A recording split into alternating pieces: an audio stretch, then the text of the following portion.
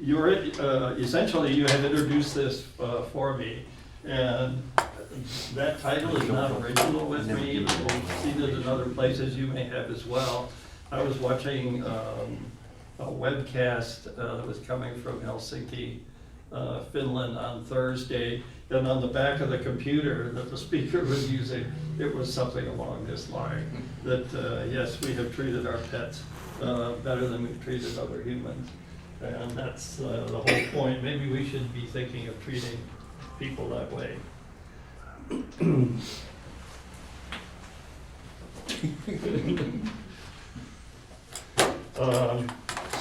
I think we've essentially covered this one, that if doctors had a chance, they would like to go peacefully and know in advance, yada yada, you get the idea behind that. What's our timing today, before I get too far? Probably try to wrap up by 2:30, so you got about an hour. Oh, okay. So however That's- long that that's goes. plenty. Yeah. And I'll yeah, I'll give you the high sign. Wave, Yeah. wave if I happen to be. Yeah, because we have the room until 3. Okay. Some slides I'll spend some time on and some not so much, and this is one that will be not so much, you get the idea. At the age of this group, you probably have seen someone you cared about that looks like this in a hospital, and that's what we're trying to avoid.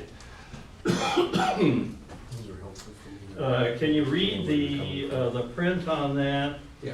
That 80% of the people would like to die at home, and at the bottom, that only happens in 20% of the cases. The nursing homes might be their homes, so that's another 20, but there's still a gap there. And there are different ways of addressing that, and I will be talking about that as we go. So who might be in the way of doing that? The New York Times this morning had an article about a 90-year-old woman who was in the final stage of breast cancer, who had cardiac arrest. A relative happened to spot her, called 911. They arrived and started resuscitation. Got to the hospital, that the resuscitation continued. And it wasn't until some other doctors got involved and relatives were there that they said, you know, there's only a 2% chance of survival on this. And if she does survive, there'll probably be cognitive damage. Do you really want us to keep doing this? And they said, under those conditions, of course not. So, right at the end of the article, part I found fascinating was that, well, first it happens not only in this country, but other countries as well. But there was a survey done of physicians, and over 50% of the physicians surveyed said that was the right course of action, was to do a resuscitation on this 90-year-old that had terminal cancer. So doctors are they mean well, they're trained to save lives and to keep us alive, but it may not be what you had in mind. Another area is hospitals that have a religious connection. Some of those will say that their religious beliefs have priority over your wishes, even if they're in writing. So that's another group that can interfere with your right to choose. A cartoon to drive the point home. Can you read it? Medical ethics prevent me from assisting in your death. However, I'm allowed to keep you alive and miserable. This, you probably can read that. Along the x-axis are a number of different procedures that could be done or decisions to be made. And the black lines that you see across almost all of it, except the one on the right,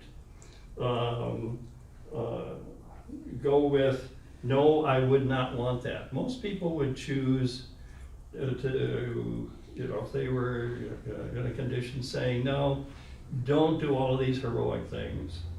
The only, on the bar on the right that's the tall one is actually gray. And that's the, yes, I would want it, and that's pain management. That's what people are looking for. That's what the point you were making. It's the process of dying and the pain that sometimes goes with it. That's what people fear. I'd like to add, for 18 years I was a paramedic and firefighter, first responder, and I worked for a private ambulance company, so we did a number of transports daily of people going for dialysis treatments, chemo treatments, radiation treatments. And I can't tell you how many times I heard the patients themselves say, I want this to be done. I just don't want to go anymore.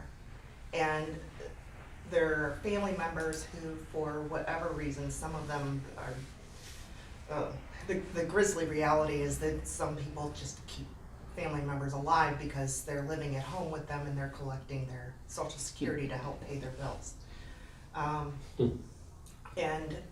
But they just can't let go. And so they would rather have them suffer, and dialysis is not a pleasant thing. I've seen so many, and I'll tell you, I was very relieved when we finally reached a point where we could honor in the field, we could honor the DNR statuses, do not resuscitate. And that was a step in the right direction, I think, for EMS. Reminds me, my sister-in-law was an intensive care nurse in the cardiac unit in Portsmouth Hospital.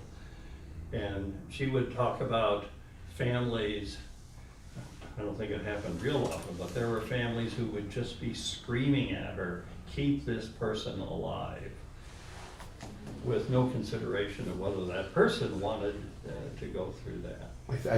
To me, those kind of situations seems like it's more about them. Yes. It's emotional for me. I want you. I'm not going to let you go. Yeah. Therefore, you got to do what I want you to do. Yeah. I hadn't thought of the financial part of it. I thought it might be a guilt. It's the same thing with people's pets. Oh, yeah. I have individuals, Or maybe worse. Oh, Yeah. I have individuals who very intelligent, think it through, and don't let this animal suffer and suffer. So, yeah, it's easy. You can see how you do it with family members, but it's the same with pets. Yeah, illustrating that pets are a member of the family. Right. So what you're saying is I shouldn't be worth more alive than if I'm dead. Exactly. And the thing is, one of the reasons I think why people are, the laws are, they're careful to change the laws is because some people are worth more dead than alive. You know, I am definitely worth more dead than I am That was my number one rule to a alive. happy marriage was don't be worth more dead than you are alive. Right. You know, I have a sizable life insurance policy that would make me worth If you want a more. nice long marriage, don't be worth, don't do that. We're going back to It's a Wonderful Life where George Bailey takes his insurance policy. I'm Yes. worth more dead than I am alive. Yes. Yeah. I guess I'll rip it up. Yeah. And as soon as you legalize, you know, the death, you know, assisted death in, you know, the face of a medical condition or whatnot, then all of a sudden we have insurance companies that are going to have to pay out.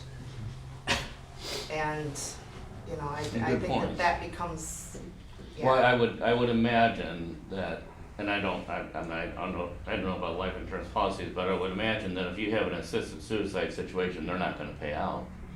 Most policies, I think, have that written in. Because I it's know not there is in it was mine. not a natural death. Right. You know, so, and obviously any insurance company, like this gentleman here said, is out to make money, so they're gonna fight you with every lawyer they have in their pocket.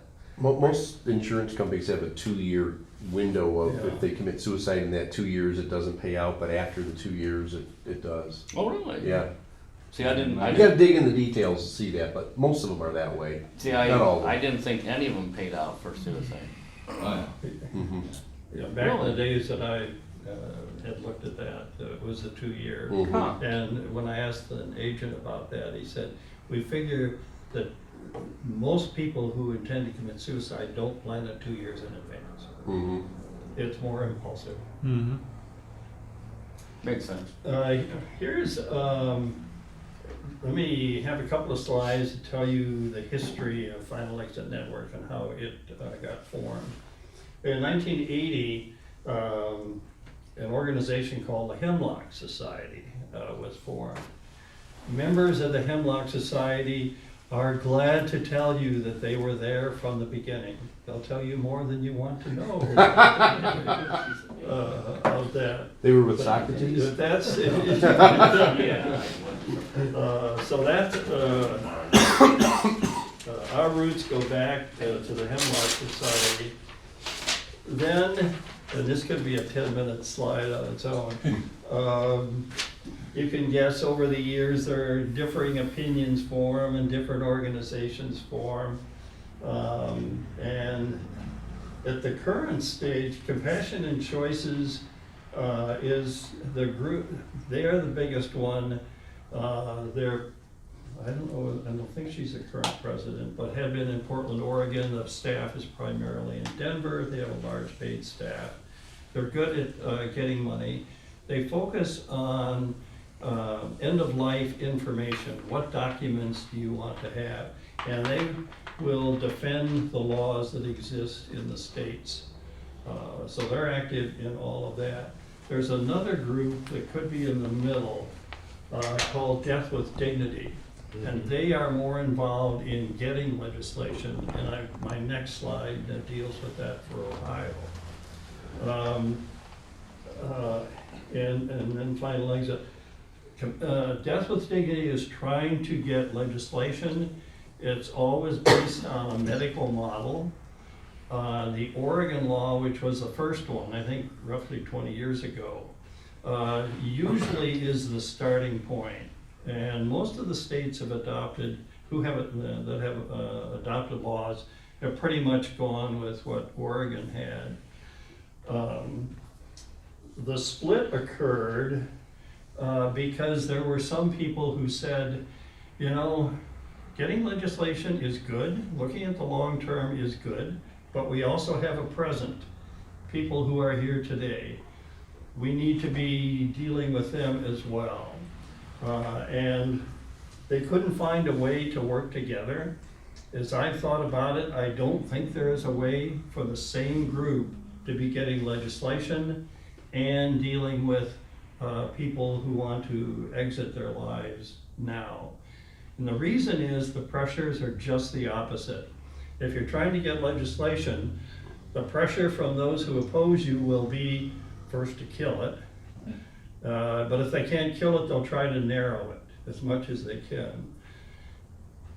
The pressures on us in Final Exit Network is to expand what we are doing.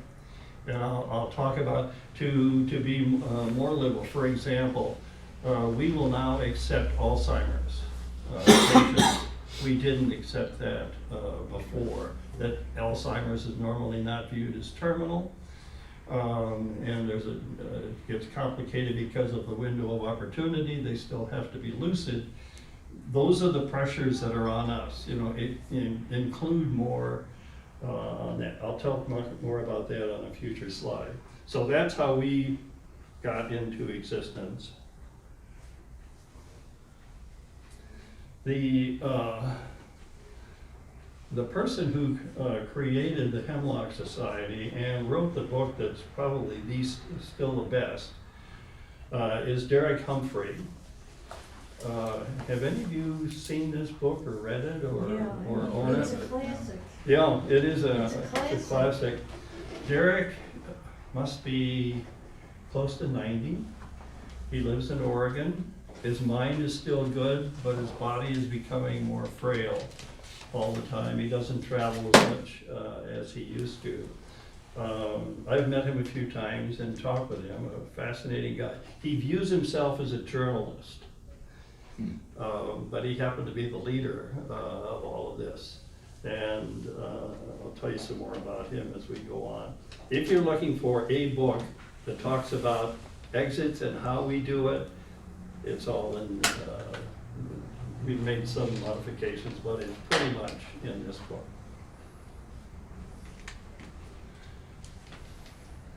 Here's what we are about. That any competent person unbearably suffering an intractable medical condition has the option to die legally and peacefully.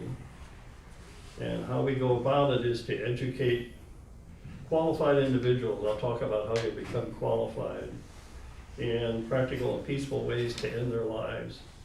And we offer a compassionate bedside presence. That is, we will be there when a person exits, and we'll defend their right to choose. More on some of that detail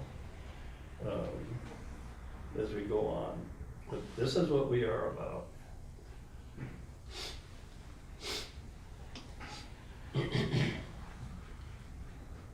This kind of expands it in a little more abstraction. Educating people on how to do it, research. I'll talk about research. I head the research committee in Final Exit. I'll talk to you about why we are doing that.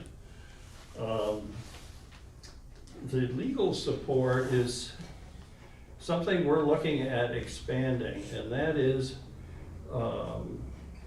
occasionally we hear about people whose legal documents state that they want something and the hospital does not honor it. And our legal team is saying maybe we need to be ready to back them up when they do that. Board of Directors will be meeting in March, and we're going to hear from our attorney on what his proposal is for that. We may be doing more than exits. We may actually be challenging hospitals that have refused to follow directives. Does Final Exit Network have a website? Yes. Like would have those on there if I wanted to go? Okay. Yes, we have a website. We are updating it. Our timing is to have the new one, and it's more than just a little around the edges. We hope to have that ready by the end of the month. Okay. It's very serviceable and usable now, but we would like to make it more attractive and easier to use. What's the website address? Finalexit.org? Yeah, Okay. yeah. If you Google Final Exit Network, you'll get that, and you'll see that in some other slides. Then I'll do a handout that has Okay, great. that, so you'll have that information. 7 in 10 Americans support Ph.D, physician-assisted dying. Society is more advanced than our leaders, than we call them our leaders, than our elected officials. So, when you get around 70%, that's about as high as you often get. Back to my days at Plastics Recycling, we were doing advertising with the American Plastics Council, and our tagline was "Plastics Make It Possible." Any of you old enough to remember those ads? When we started, the image of plastics favorable was around 35%, and we tapered off when it got to be 65%. Concluded trying to push beyond that was just too expensive and not worth it. So this issue of being around 70%, view that as quite high. I lived in Arizona for a while, and a big problem was Alzheimer's. Now, in a capitalistic society, my concern is why the heck don't our leaders see that it's so expensive? It's the cost. that the cost should be the driver for a change. I thought the same thing. Completely agree with you. Why don't they see this as a way to cut Medicare costs?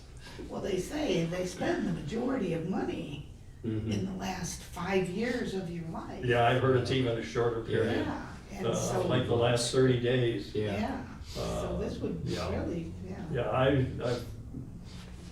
agree with you. The flip side of that then is all the needs of all the kids out there, children that need the health care and all that stuff. That's the part that really frustrates me. Yes, Is what goes for those last 30 days versus all the needs Yeah. that we can't provide. yes, For yes. whole life. Mhm. Money could be Yeah. much better spent. Yes. Yeah, the Well- 90-year-old who's going through Yes. all of this, and then some kids that just had this procedure, they could be set for life.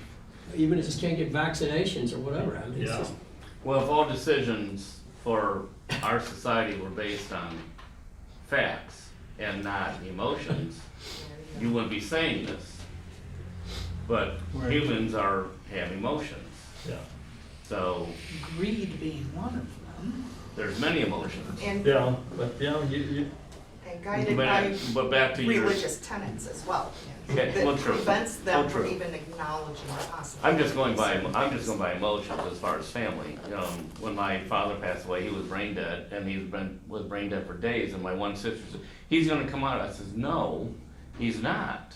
And then I had to make the decision to turn everything off. And for years, she blamed me for him dying. Well, he's gonna pull through. No, he's not. There's nothing going on there. They can keep him alive for 20 years that way. Right. yeah, Do you wanna call that Yeah. life? Well, yeah, but it goes back to emotions. We get rid of dead vegetables faster than we get rid of dead people.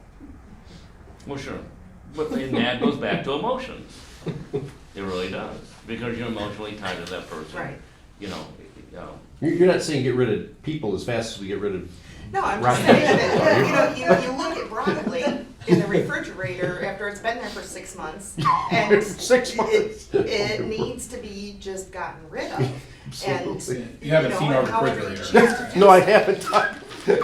So in other words, when the dinner party invite goes out, and then, maybe. But there comes a time when a person is brain dead and the only thing keeping them Right. alive is preservatives.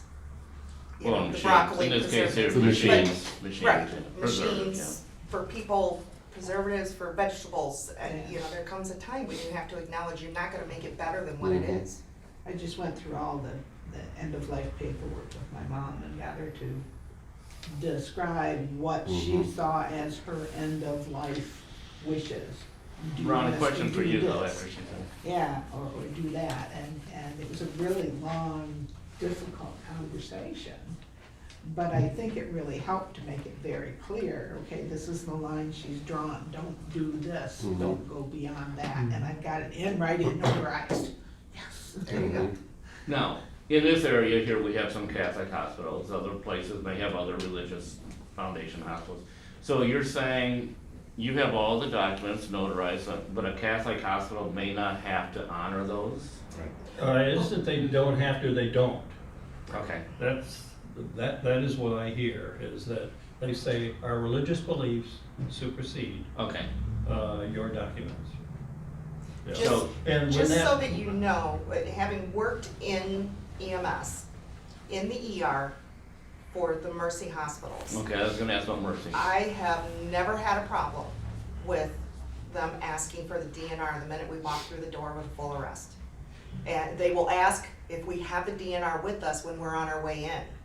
So. So Mercy is honoring it? They So they have are always honored. honored. Mhm. They, Okay, I good. So it's never not a hard had and fast problem rule across. Yeah. in any of our. Well, because St. Charles local is in, hospitals St. Charles, I live in Right. Oregon, St. Charles, and Yeah. by rule, I think they have to take you to the closest hospital, is that correct? It gets a little more complicated than But that, Bay, but Bay yes, Park and that St. is their Charles, policy. Bay Park, Bay Park is Spitting distance, right, on purpose. from St. Charles, On yes. purpose. Yes, it is, very much. So when the EMS is transporting you from Curtis, there's a, or I don't know how you look, if I can't talk, I don't know how you know where I wanna go, but healthcare goes one place or the other, you know. Right. You either go to Mercy or you go to Paramount. And or, depending Promedica. on the medic you have on board, they'll let you make a choice if it's Chuck's or Bay Park. Right. But, if you're talking, oh, my doctor goes to Flower, and you're in Curtis, and you're bleeding Well, out, that ain't gonna you're happen. going to the closest You're going facility. to, you're going That's- to, you're going to Chuck's or Bay Park, Yeah. because you have to. They might say Chuck's or Bay Park. Sometimes EMS control makes that decision for them. Another factor could be how they're diagnosing the situation and which hospital has the specialty. Yeah, sometimes they will do that, especially like if it's a trauma or Yeah. psych services, maternity, Right, yeah, or obstetrics, yeah. that kind of thing, pediatrics. There are 10 jurisdictions that currently have aid in dying, or physician-assisted dying. As you might expect, they tend to be blue states. It tends to be a liberal issue. You say Some jurisdictions, exceptions. you really mean states, statewide. Yeah, these are the states that have it. Oregon was the first. If you know the culture, Washington and Oregon have similar cultures, and British Columbia as well. A number of other states do have activities going on, and Ohio is one of them, which I have on my next slide. But this is the status right now of those that have physician assisted. We get, I don't have a slide that shows it, but our statistical person looks at the number of calls or inquiries we get relative to the population. And whether these laws exist or don't, it tends to be about the same. I took a call a few years ago from someone in California who was interested in talking about what we might do for them. And I said, well, your state has physician assisted. They said, yes, we've looked at that. We've looked at the law. First, the law is so complicated, we don't think we can work with it. The timing won't work with us, and we hear it's difficult to find a physician that will go along with it. Even in Oregon, the oldest one, people still have trouble finding a physician that will participate in this. So even though there's a movement to have physician assisted, it'll take a culture change in the medical community, I think, to really get that going. You've got a question? I assume you don't have to be a resident of that state to be able to participate? I think or- you do have to You be. do have I to know be in a the case of resident. Oregon, you have to be a resident, and I think Okay. it's something like 6 months. So there is, Right. okay. Because there was a very well documented case where a young woman, I think she was in her 20s, early 30s, where she had whatever terminal disease, I can't remember, and she moved to Washington, Oregon when she was still capable of being moved, because you had, like you said, you had to be a resident, and she had everything Yeah. planned out for 6 months from that day, And, Thank you. you can't just fly in and, Yeah, I only Shipped know out. of Yeah. only one place where you can fly in. In the European countries, I think you have to be a resident, maybe a citizen of that country. Switzerland is the only exception Switzerland. that I know. And they have, it's either 3 or 4 facilities. Zurich, German speaking, I think Bern, and Geneva, which is French speaking. The Germans tend to go to Zurich.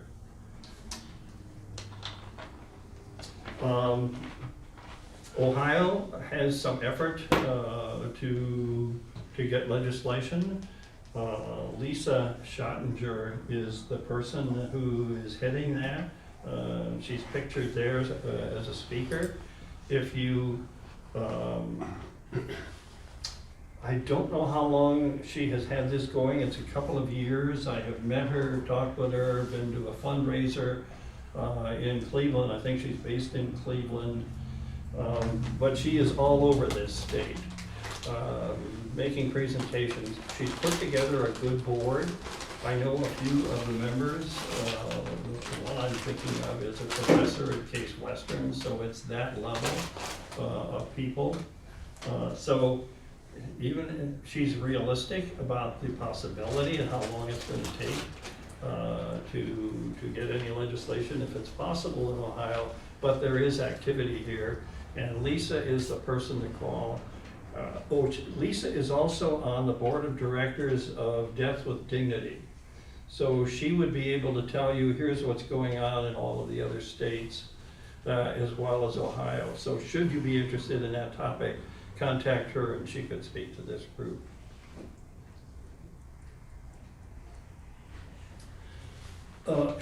Intolerable suffering is defined by final exit, listed here. That these are reasons that we will accept for considering helping someone with an exit. Of these, the most frequent driving force for people to call us is cancer, especially if they're worried about a prolonged period and pain. So that's number one. If you grouped Parkinson's, multiple sclerosis, muscular dystrophy into a category neurological diseases, that would come in number 2. And number 3, and growing, probably growing faster than the others, is dementia. That's the issue that's coming up in society. As people see what happens to someone who's had dementia, to watch them decline. I think you talked about that. I watched my mother go through that, and for her it was slow, and she knew exactly what was happening, and she kept saying to me, please find a way that I can get out of this life. I don't want to go where I know I'm going. I didn't find final exit in time. And I don't know that you would have that they were accepting Alzheimer's patients at that time. But that's one where we're seeing a lot of growth and a lot of interest. The issue there is the window of opportunity. You cannot write down, when I'm no longer lucid, set up the situation so I exit from life, or don't feed me. That doesn't work. No retirement home or assisted living facility is going to follow that, and probably not relatives either. So they have to take the action while they are still lucid. I can see the difficulty in dementia and Alzheimer's not being added to the list that I see there. And I'm not medically trained like some people here, but at what level of dementia do you say that it is now terminal, or that it is now uncomfortable? My mother died of it also, and but you saw, and it was a very slow process, you know. Yeah. Well, I shouldn't say very slow, maybe 3 years or so. Yeah, But, it was you probably know, 4, but yeah. Yeah, Mhm. you know, so, and, the other conditions, there's something that you can measure. Yes, yes. Okay, there's a scientific way Yeah. that you can measure the decline or the Mhm. progress of the disease. Yeah, Where with Alzheimer's and dementia, how do you measure that? yeah. What we do And is, that's why I said I can we see where it'd need be hard to add that. documentation from physicians saying that the person has it and that they are still lucid. So but you're absolutely right, that's why it was added to the list last. It gets a little more squeamish. All of this deals with a medical, essentially a medical justification. Correct. Where the issue is going is in the direction of, I shouldn't need a doctor's permission to die. So in the Netherlands, I heard on Thursday, in the Netherlands, they are looking at a law that someone 75 or older can simply request a pill to be able to die peacefully. That's a long way from where society is, but those who are on the leading edge of thought, that's where this issue is going. So it would not, that would be a non-medical justification. Are you for it. trying to avoid extreme controversy, not putting in mental illness? Like Belgium allows end-of-life assistance for the people with clinical depression. Yeah, I'm surprised that it's not there, but I understand completely. Yeah, we haven't gone there yet. We haven't added that. And that, if Alzheimer's is kind of difficult, that'll be another one. But that's the direction that we will be pushed. There will be people who are saying, I am just so tired of this that I'm ready to go and get a gun, but I know it would be messy. So Ron, Yeah. who's making the decision, the individual, or are other people making that decision for them? Let me go on to Okay. another slide where I it's a might be little getting ahead of easier to you. show that. Thank you. And this is it. Okay? I thought you might, what do we do? What's a sequence of events? And people contact us via ways you would expect, phone, letter, website. I guess I didn't put email in there, but you get the idea. We get almost 1,000 contacts a year. Most of these people are just looking at what their options are. Maybe they've got a disease and they see it's going to go on and they're not so sure that they want that. What are their options? So most of them drop out. So it may be an hour phone call for a group that we call coordinators, and we've got about 10 of those to cover the country. But most of them just end at that point. For those that want to go on, there is next a telephone interview. I used to do those. I don't have time for them now. I found them fascinating. They typically go an hour, and the report I wrote afterward would take me an hour. 2 to 3 hours to do that and write it well. And the report was typically 2 to 3 pages long. And that, what amazes me there and in the visits is the credibility that we have. People will tell us they've never met us. And they'll tell us things about their health and their life that they don't tell relatives, they don't tell their neighbors, because they realize that we need to know that. Always surprised at that. Medical Evaluation Committee, we've got 8 physicians on that committee. At least 3 need to weigh in on the decision. And does that answer your question? So these are medical doctors, all MDs. Right, but the person has already kind of given them approval to do this. Am I right, the individual? Or is it without their knowledge being done? They request. The exit itself.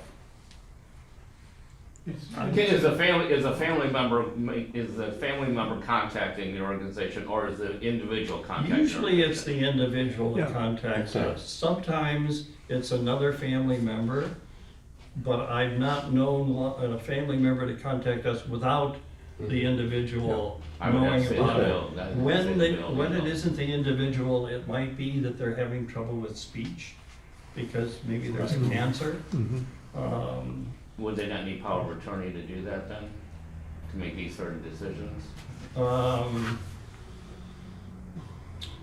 No, the ones we've talked to are all lucid enough that, and I had one of those. The person could talk somewhat over the phone, but it was difficult for them to be getting the words out, and more difficult for me to understand them. So the spouse would come in and fill in the space, but I was able to talk to that person enough, there was no doubt in my mind that this is what they wanted to do. I am unaware of any case in which someone's name was submitted and they said, this is what we want this person to do. The person has to be lucid and be really definite. Because the medical evaluation committee approves a visit by guides. We always travel in pairs. And they approve the visit, they do not approve an exit. And the guides are the ones that give the final okay for an exit. And usually, well, it always is in 2 visits. The visits can be years apart. They can be months apart, they can be weeks or even days apart, depending on the situation. But always enough time that we're sure that the person has had time to think about it. How much do you purposely get the family involved, like the spouse? Or is that up to the client?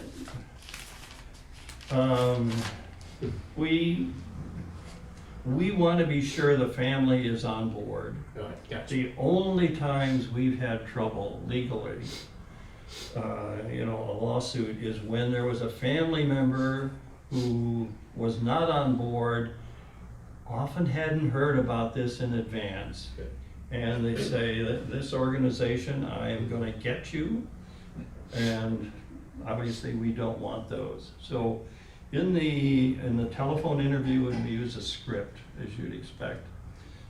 For that, one of the questions we ask is your family all on board? In the visit, we ask, family on board, what are the names of your children? Where do they live? Have you talked to them? We really bore in on that. Good. And the first visit typically is 2 hours. And a lot of discussion on, are they sure they really want to do this, and what are the barriers to doing that? Then we'll do a rehearsal. The method we use is a bag, turkey bag, that has a hose in it, and the hose is connected, well, it's taped inside the bag and goes to a nitrogen tank. We'll have them make the bag, because you can't buy those, set up that way. And actually put it on, and usually a headband like you wear for tennis that goes down and isn't tight around the neck, but it's enough that air doesn't go back in, and the nitrogen flows through that. We'll actually have them go through that and turn on the gas so that they're smelling the nitrogen. You don't smell nitrogen. Of course, it's 80% of the air. But a lot of people don't know that. That's, is this poisonous? No, it isn't poisonous. You will be fine. So we go through a rehearsal. We talk about security, but we also observe as guides. And security is, we don't want, and the client, we call them clients, does not want to be interrupted. The last thing you want is to end up with a vegetable.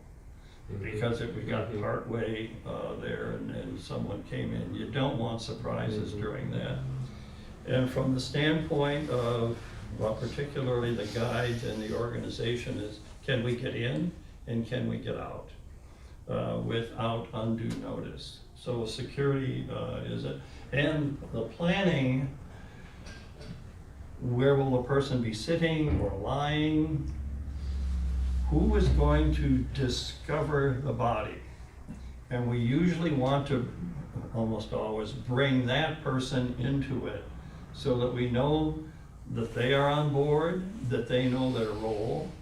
The bodies don't get discovered by surprise. That's all planned. So that's all planning, that kind of planning in the first visit, yes.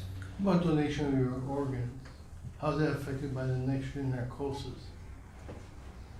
donation of your organs afterwards? He said With the donation of nitrogen. organs. The way we are doing it, we don't do donation of organs because they have to be kept alive when the organs are harvested. Yeah. Is that the term? Am I using the Yes, right that's term on it. that? So our process would not be consistent with harvesting organs. That's a conflict that I face because I'm an organ donor for plan, probably to use this method, yes. So the process that you're describing, are you doing it in only a few select states, the 10 that you listed, or are you doing it in any state? All states. Okay. Well, good. So Yeah. basically, you're flying underneath the radar as far as law enforcement or medical professionals, I guess I'll say. Yeah. Aren't you expecting the FBI to burst in at 4 in the morning? I've wondered whether that might happen, but they haven't.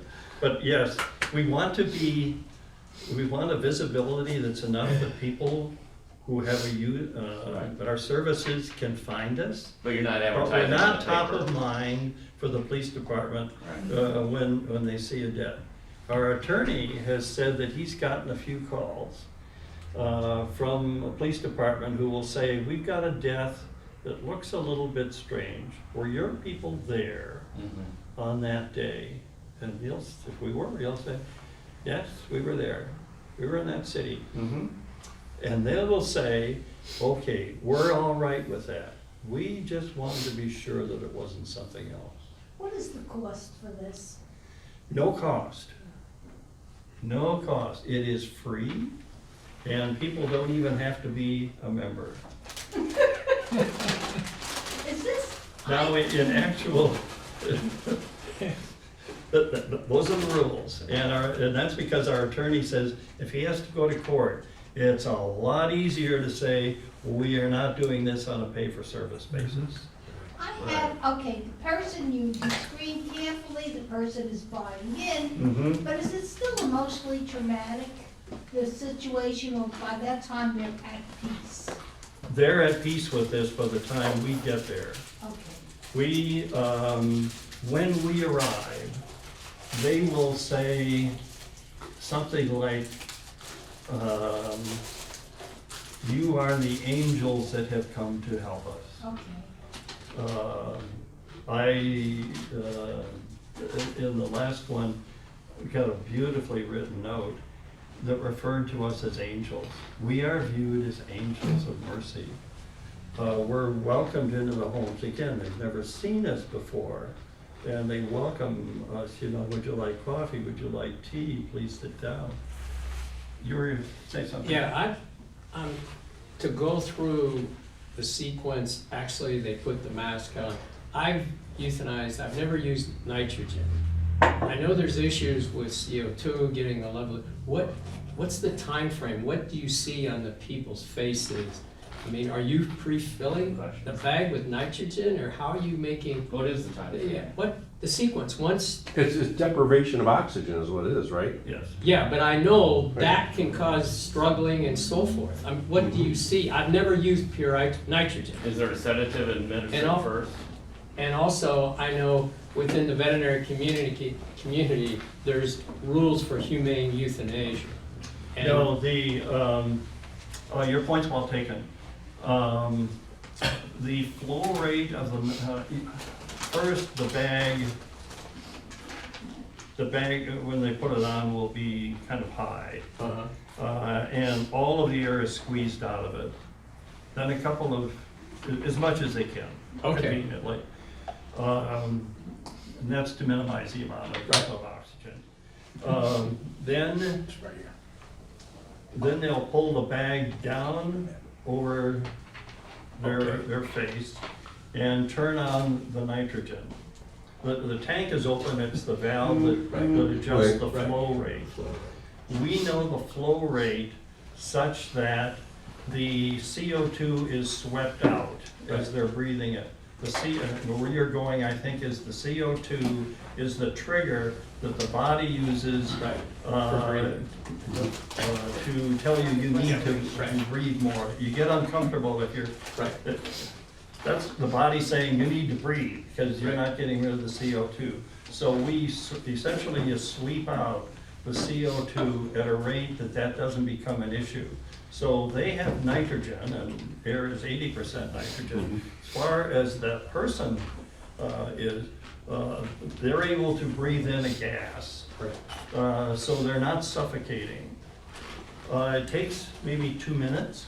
2 minutes. 2 to 3 minutes, and the brain is pretty well gone. There'll be some deep breathing as the brain is sensing that it's being deprived of oxygen, but it isn't a panic. It's just that they're breathing deeper, and then it'll slow down, and then there'll be a few gasps for air, but it isn't a frightening one. It's almost like sleep apnea. It's kind of slow and then it just becomes very peaceful. So that if by 10 minutes, they're pretty much, they are gone in 10. We let it go for about 20. And by that time, the tank is empty of nitrogen. Do you limit liability, like not let a relative there or friends to limit liability that they won't be accused of murder, that it's just your group? No, that's up to the client and the family. So a family member could be there? Yes, and I don't know what percentage of the time they are there. I was at one last week and the wife was there. The wife was not only there, they had planned it in detail. She would be holding his hand, looking in his eyes, he would be looking back, both smiling. She had the lights set like it was a party or a nice dinner. And Pink Floyd was playing music on the television screen. They had planned that one, and she ended up kind of cheering him, saying, "You're doing well, you're doing well." I thought, what a way to leave this life. She was saying that? Yeah, Okay. encouraging to breathe and, love you, and So the fight or it's as if we're not there, there. so the fight or flight response that you naturally have doesn't kick in. Doesn't kick in. Okay. No. In recent years, they've had issues with the death penalty, Right. the injections and how that hasn't Yeah. worked. Have they ever looked at this sort of thing to use in the prison system to make it more peaceful? I less have violent? heard that there are some prisons who are looking at it, and we have mixed emotions about that. Yeah. Has there already been I'm sorry, go ahead, sir. Have you been criminally prosecuted or civilly sued? And I'm just wondering if. Only a few times. And what was the outcome, or what? We have won every one except, and there haven't been a whole lot, except one in Minnesota. And in Minnesota, our attorney bases this on freedom of speech. That all we are doing is advising, we don't touch anything. But the court ruled in Minnesota that just advising is still assisting a suicide. It is not illegal to commit suicide. It is illegal to assist in a suicide. So yes, we run really close to that one. Well, who turns on the tank if you're in that state? They're able to, the person has to The be person able, has to be able to turn on the tank. turn on the valve and then the Okay. regulator. That's why we practice. Do you, And one of the things we look at on visit one, do they have the strength to do that? Do you take them the equipment, or they have to go out and get it, and you tell them where to go get it? We tell them where to go get it, we don't bring them. Okay. That would be Yeah, too. yeah. Right, that's what I'm That saying. would be crossing the line. Right. Yeah. Yeah, I'm really surprised you're getting away with this. Do you think that as the nation becomes more right-wing, they're gonna crack down on you? If, as the nation becomes more right-wing, yes, I think that we would need to worry about that. Yeah, I passed the abortion clinic on Sylvania, and there was a man on his knees in the freezing weather praying the rosary. I mean, yeah, it's really, yeah, okay. Okay, let me, How long has Fenn been doing this? How many years? what did I say, 2004? Okay, I was just wondering. Did Dr. Karvakian, I guess it was, from Michigan, was he incidental in promoting this thing that took place? You're leading me beautifully. Oh, That's right. yeah. I was gonna ask, well, what got him convicted as opposed to others? And Yes, I yes. think he was just, I think he more, I'm not gonna say advertised, but he was not under the radar. He, no, he intentionally Right. pushed that. And his lawyer too. So since I had research committee and I'm a researcher by academic training, let me talk about that for a bit. It sounds like you're interested. Okay, the current method is the bag and the nitrogen. I'll describe that in detail. What we want to do is create options for people. Some of them say, the thought of a bag over my head, I'm really sensitive to claustrophobia. I don't want that.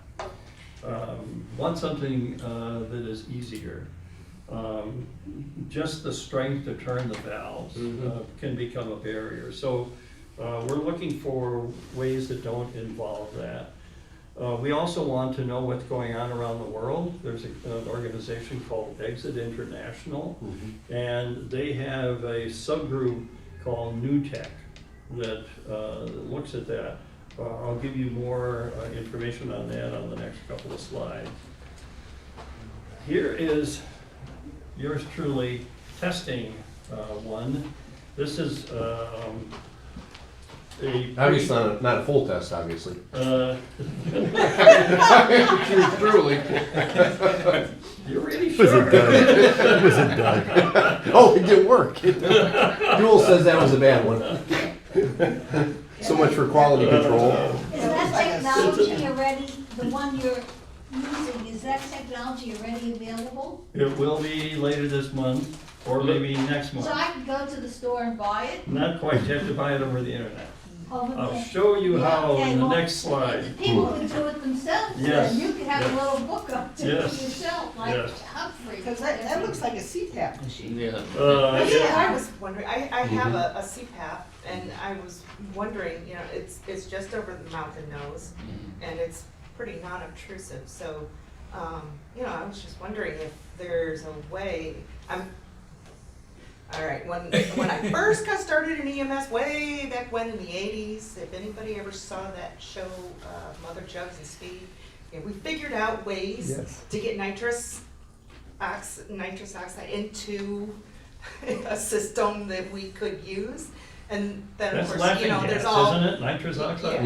yeah, poppers and, Mhm. so, and you can buy the nitrous cartridges, that kind of thing. Mhm. So, we did it. We figured out how to use oxygen masks and tubing to be able to get high with nitrous. So I'm just thinking, if I really put my mind to it, I could probably rig this for myself. You probably But could. getting a hold of the tank would be the hard part. Yes. Because I don't have access to that now. This unit, and on the next slide, it shows it a little more clearly, but there is a substance in there that absorbs carbon dioxide, so that doesn't come back to to trigger the response that you need to be breathing. So it's a closed system, so gradually the oxygen gets depleted. We took it down to about 10, we were measuring the amount of oxygen that was there, and we took it down to about 10%. Starts around 20 in the atmosphere. And we took it down to 10, and there we were just on the verge of saying, I think I've gone as far as I want to go on this. So our impression is it works. There's more resistance than I would like to have on that. It's more or less over-designed, but it's going to be available. I have that on the next slide. Let me go cover the next one. Sodium nitrite is a salt that is used for curing meats. Our bodies have enzymes to detoxify that.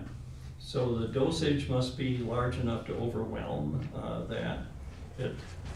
There are probably a dozen cases that were reference people dying from that. There is only one that I am aware of in which measurements were made carefully about the oxygen level and the time and all of that, and we final exit were the ones who made those measurements.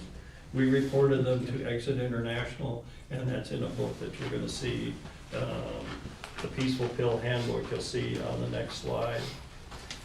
There were 3 of us who were testing that device on that day. One of them was Neil Nicole. A name you recognize?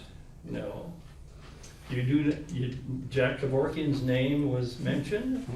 Neil was Jack's right-hand guy. In the movie, you don't know Jack. His part was played by John Goodman. So it's a major role. And Neil was telling me, probably told me 3 times on that day, Ron, we use carbon monoxide. It works really well. In your research, you ought to find a method that is based on that and still follows what we're trying to do. So that's why. Isn't that the same thing as when somebody starts their car, sits in the car in the garage, and yes, the exhaust fumes are carbon monoxide, right? But then you have lots of other gases that can make them throw up, and apparently it's not a pleasant experience. But that's, same idea. Right. There is a picture of the debreather so that you can see the material, the soda lime that is in there to absorb the carbon dioxide. The creator of this unit built a big safety factor in because you don't want to get Parkway. So really, you can go do it yourself. You could do it yourself. Yes, that's the idea. That's the idea. Yeah. Do you hope to put yourself out of business then? Yeah, we would like to go out of business someday because it's become such a natural. With recycling, my goal was to have that so institutionalized that we could just leave, and we did. And many people do recycling now. I mean, it's the same idea. That's great. It goes on its own. There's an old axiom. The sodium nitrite could be the same way. The disadvantage of sodium nitrite is it turns the blood brown, so it's obvious to anyone who looks that this has not been a natural death. There's an old axiom, much of my career was spent with elderly people.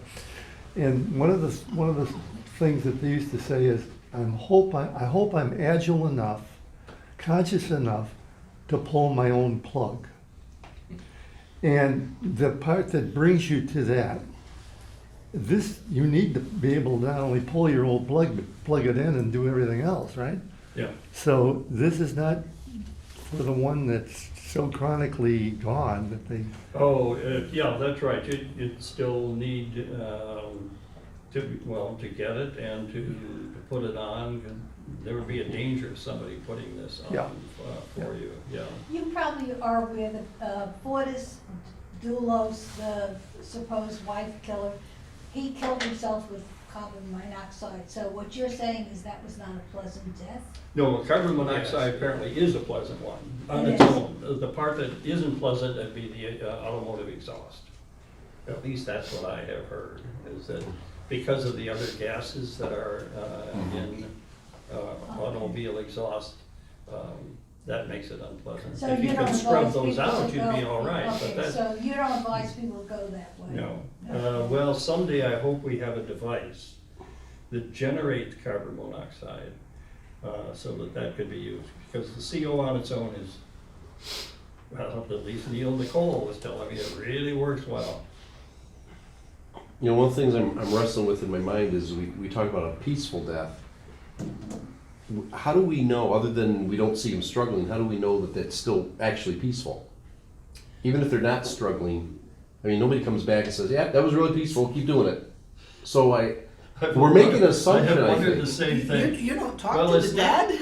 No, So, well, not recently anyways, Okay, you know, the- so the times first- have changed. The first observation is, do they appear to be struggling? Right. And the second that one. that I use is what does the medical community tell us is happening?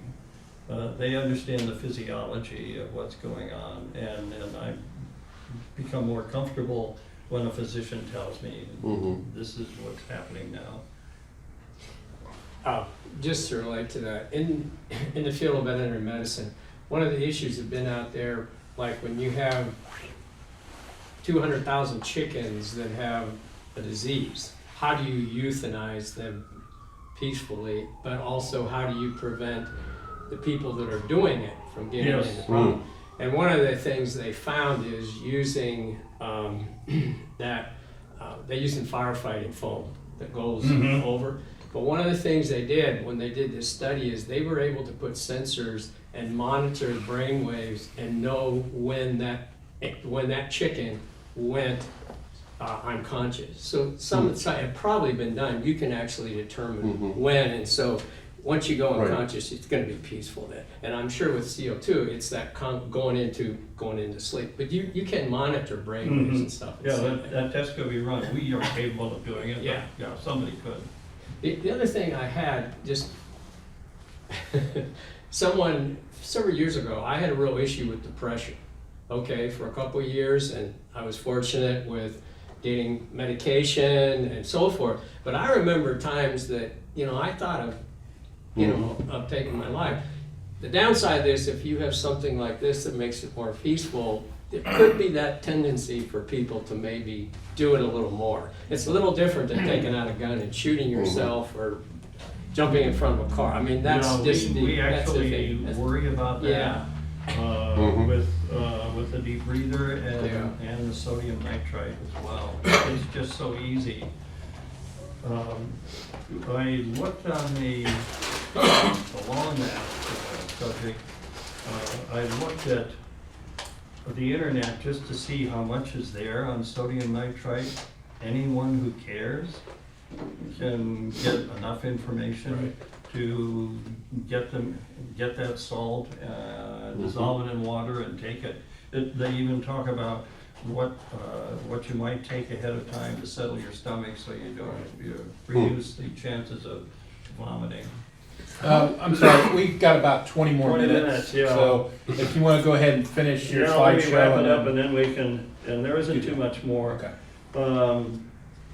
This is what you can do. You can read all of these. Let me just emphasize the red, the 1, 2, 3, 4, flip dot down, what I put in red. A couple of things on telling family, and I'll give personal examples. Decades ago, my father decided he wanted to be cremated. That was controversial back then. Every time I visited, they were in Florida, so the family make an excursion every year, so we go to Disney World. Every year that we visit, he must have told me 3 times. So I heard that over and over, and my mother heard it over and over. When the day came for her to sign the papers and she was headed out to do that, she gave me a phone call and said, "We really do want to do this, right? I just want to check." Yes, Mom, we've heard that many, many times. That's definitely what he wanted. So tell a family many times what you want if it's at all unusual, because they'll want to hear that tape run over and over. The second thing on telling family is discussing with your family what you want and what they want should that day come. A decade ago, I found myself in a conference room adjacent to the waiting room for an emergency, in the emergency room area. And just being in the conference room told me that I was not about to get good news. And 2 doctors came in and said, this is a situation, yada, yada, it's serious, you'll never be the same. In a half hour, the surgeon will be here, talk with him, see what the options are, and then we will expect you to tell us what course of action you want us to take. So, by the time, sometimes you have to make decisions over relatively short periods of time, and you can no longer consult. So a message I'm leaving you on this slide is, make sure they know what you want, and you know what they want. And And then get have it the done, too. paperwork to prove it. Yeah. Yeah, and get it done, because I, you know, as a financial advisor, I work with people, and I ask them, do you have financial power of attorney, do you have health? No, we'll get to it. It's important, but it's not urgent, therefore it never gets done, then it Top of becomes, the like a slide. seatbelt. oh, it's terrible. You Top don't of the need it slide, until that's you need it. exactly. That's right, yeah, so. 82% of the people say it's really important, 23% do it. Mhm. Yeah, because if you've read Stephen Covey and his quadrants, it's a category 2. Mhm. It's important, but it's not Not urgent. urgent. Yep, And we get happens all the driven by time. the urgent, often the urgent but less important That's right. one. So you made my point for this slide. This is a commercial, and these are the things that we do. And let me hand out, let me just pass these around. Grab one if you want one. Here's a card for information. If you leave your name but don't check off anything, we will enable you to get our information electronically, such as these magazines. Take one if you're interested in that. So I think I have told you enough about what we do that this just summarizes it. Let me move on. And this is essentially my final slide. This is your invitation to do this. Let me say a word about our finances. I said everything was free. Mhm. In actual fact, a lot of the calls we get are from people who are not members. But if they want services, they tend to join. We don't require them to. Our finances look like that of an orchestra. About 20, for an orchestra, 20% of their costs come in through ticket sales, and it's donations and requests, and that's the way we exist as well. There are people who make significant donations, which to me, it's encouraging to know that there are people who value what we are doing enough to make those donations. So that's the way we're able to do all of the things we do without charging people to do it. And the next one, what we have been talking all the way through, I think the timing's worked out pretty well. Question. Well, why don't we just go ahead and thank you, Ron, for being here today.